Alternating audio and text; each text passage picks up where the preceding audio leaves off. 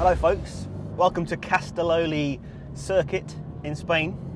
I bring good news, the affordable sports car is alive and well. Who'd have thought it in these straightened, sustainable, responsible times that Toyota would have brought us a second generation GT86 affordable sports car. That's maybe the most rewarding, affordable driver's car there has been in the last decade. And it hasn't been a commercial smash hit exactly. You would have thought they might have looked at the roadmap to wherever we're going and gone, do you know what, let's just knock it on the head, but they haven't. And this is what we've got. So the last one was a GT86, this one is a GR86, that's because it's been developed by Gazoo Racing, like the GR Yaris and the GR Supra. It has a new 2.4 litre flat 4 engine, so power and torque have both risen, got about 30 something extra horsepower and 30 pound-foot of extra torque. The torque is developed quite a lot sooner in the rev band, so while the last one really had to be revved out to about 6,000 RPM to really develop torque, this one is on peak torque under 4,000 RPM, I believe. Maybe it won't feel quite so short on torque as the last one did, fun though it was. Otherwise, they have lowered the roofline slightly, lowered the centre of gravity slightly. The chassis is about 50% more rigid than it was.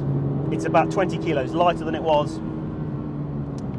And they've sort of firmed up the suspension and the anti-roll bars and the bushes and generally made it a little bit more serious, a little bit more mature, they say, but that means a little bit more serious, a little bit faster and more capable of developing grip and a little bit more agile and all of that stuff.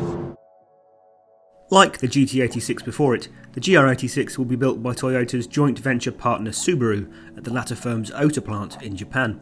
The 2.4 litre engine that powers the car is really a Subaru engine, being ostensibly an atmospheric version of the flat 4 in the latest Subaru WRX Saloon, which is a performance car us Europeans can no longer buy, of course, just like the new Subaru BRZ sports car with which the Toyota GR86 remains twinned. Turbocharging was ruled out for the BRZ and GR86 though, because a turbocharged engine would have imposed a higher centre of gravity on the sports car, which they say wouldn't have been worth the trade. As it is, the GR86 develops 232 brake horsepower at peak and 184 pounds-foot of torque from 3,700 RPM. And it's exactly a second quicker to 62 miles an hour from rest than the old GT86 was at 6.3 seconds. The question is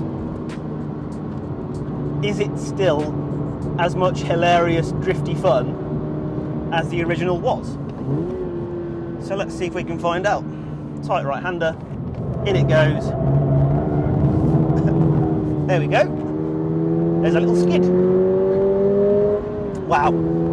Okay, so you can hear that engine, can't you? Revs all the way to 7.5 now, and it sounds sort of a bit more mechanical, a bit busier, a bit rawer. Sounds better, I think. And it definitely makes the car faster. There's more instant mid-range torque, and there's no less sort of high RPM flexibility either. The engine is good. We drove it on the road a while ago, an hour or so ago, and it definitely feels firmer there. I think it'll feel firmer on UK roads, but not punitively so. I think it'll ride okay. I think it will feel a little bit more firm and hardcore, but it probably had room to do that. It's definitely more agile. Body control is a bit sharper. It turns in a little bit more keenly. So downhill left. It wants to go sideways before you've even turned in, and then it's off down the straight with all that extra performance. I think there's a bit more weight in the steering now. The gear change still feels really lovely and mechanical and connected. Here's a long left. See what it'll do. Yep, there we go, that'll do. It's still got that sort of back-innable chassis. You just chuck it at an apex early, and you know that all of that attitude you put in the car is going to be easy to tidy up. and you leave your foot in it,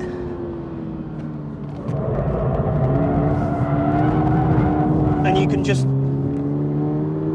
tweak the angle as you correct, you dial in and out the corrective lock. It's just like the most benign drift car there ever was, but you can also drive it to Tesco's.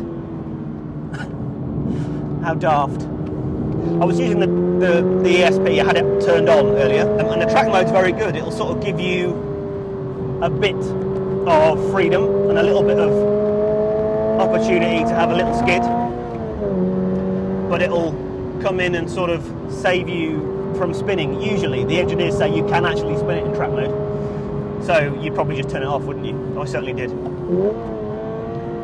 But you know, why wouldn't you, when you can just skid it around? I mean, it's such a beautifully balanced thing.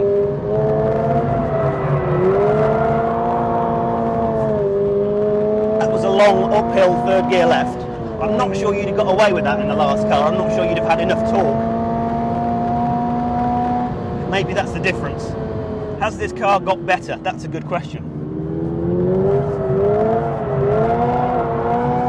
I think it might have, you know. I mean, the last one was just so sensationally fun, but maybe a little bit too easy. It obviously needed a bit more grunt, but it was maybe a bit too accessible, perhaps. This one has the extra performance, but somehow it is no less driftable and skiddable than it. I'm a fan. I'm a fan, Akio. Well done.